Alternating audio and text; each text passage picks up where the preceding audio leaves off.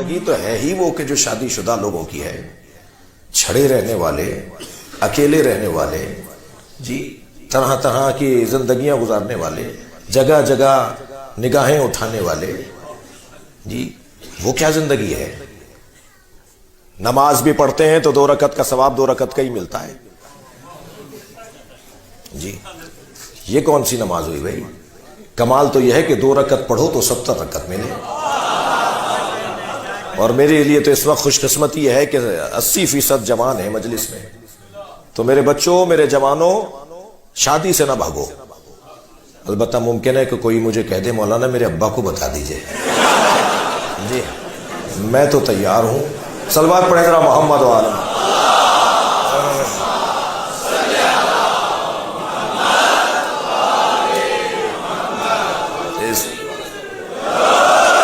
بلند تر صلوات پڑھیں گے۔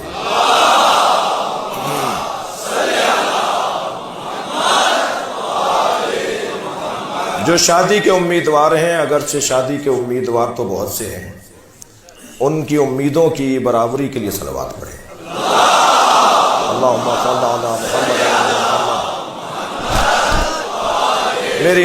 میری مراد جوانوں سے ہے، وہ دوسری شادی کرنے والوں کے لیے دعا نہیں کی میں نے۔ ہاں میں لطیفے بھی نہیں سنا رہا، میں تو سیدھی مجلس پڑھ رہا ہوں۔ ایک مولانا تھے، بہت بزرگ عالم تھے پاکستان کے، انہوں نے 3 شادیاں کی تھیں، تو میں بھی ان کی خدمت میں ایک دن بیٹھا تھا، تو میری تو جرت نہیں تھی کہ میں ان سے یہ سوال کرتا، لیکن انہی کی عمر کے ایک مولانا نے ان سے سوال کیا، مولانا 3 شادیاں کی ہیں، کچھ تجزیہ کیجئے، کچھ تجربہ بتائیے کیسا رہا؟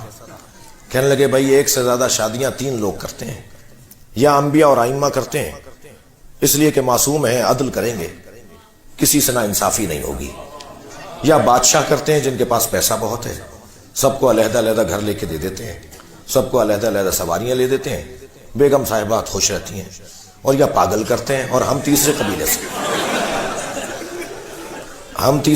سے ہیں۔ تو بعض لوگ بڑی امیدوار رہتے ہیں کہ جی دوسری شادی، تو میں تو ان سے کہتا ہوں کہ بھائی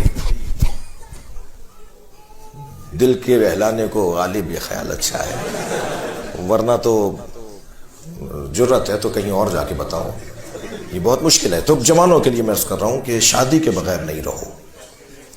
ان کے بڑوں سے بھی ایک جملہ کہوں گا کہ آپ اپنے بچے کو پال رہے تھے نا، اگر اس کا روزگار نہیں ہے، اس کی نوکری نہیں ہے، تو آپ کھلا رہے تھے نا اس کو اپنی تنخواہ میں، تو ایک بیٹی اس کے ساتھ اور لے آئیے، 1 کو نہیں 2 کو کھلا دیجیے گا، اسے گناہ سے تو بچائیے، اسے کسی مبتلا ہونے سے تو بچائیے۔ ممکن ہے میری باتیں بعض لوگ کہیں مولانا ہوائی اور آسمانی باتیں ہیں، فضائی باتیں ہیں، زمینی نہیں ہیں، تو بھائی ہم جب چاہتے ہیں زمین بنا دیتے ہیں، جب چاہتے ہیں آسمان بنا دیتے ہیں۔ فرشتوں نے آ کے حالات خراب نہیں کیے ہیں جو وہ آ کے صحیح کریں گے، ہم نے ہی حالات کو تبدیل کیا ہے، ہم ہی صحیح کریں گے۔ لہٰذا اصل زندگی کی طرف جاؤ، اس زندگی کا کیا لطف کہ جس کے اندر تناؤ کھچاؤ ہو اور راتوں کی نیندیں نہ ہوں، اور انسان کے دماغ میں تشویش ہو اور الجھنے ہی الجھنے ہوں۔ اصل زندگی شادی والی زندگی ہے۔ میرے مولا علی فرماتے ہیں آدھا دین محفوظ ہو جاتا ہے ان کا جو شادی شدہ ہوتے ہیں، آدھا دین تقوی سے محفوظ ہوگا۔